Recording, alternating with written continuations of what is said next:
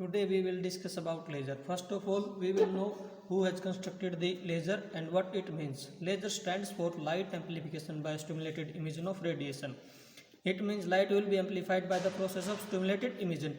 It is the physical phenomena which will act in this laser action, and it will be the principle of laser.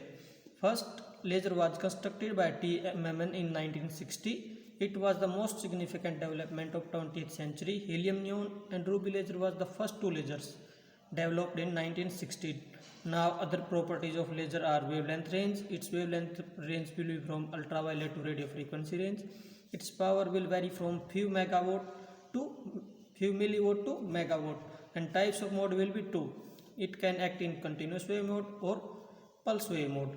It means laser beam will be produced either in the form of continuous waves or in the form of pulses, and its applications will lie in the telecommunication, biology, computer circuits, medicine, etc. Now next we will discuss about the processes of laser. There will be three processes. First is absorption, second is spontaneous emission, and third is stimulated emission. First we will discuss about absorption. For absorption, we will consider two levels of an atom. First level having energy E1 with number of particles N1, and the second level having energy E2 with number of particles N2. In the absorption process, particle will change its position from level E1 to E2, from the level of lower energy to higher energy. When a photon is incident in the lower level energy level, particle will absorb the photon and change its states from E1 to E2. Its energy will be high. In this process, the frequency of the absorbed photon is given by mu is equal to E2 minus E1 by h. The energy difference between the two levels divided by the Planck's constant h. Now next we will discuss about the spontaneous emission. This is the second process. In the emission process, particle will come down from the higher level energy to lower energy level.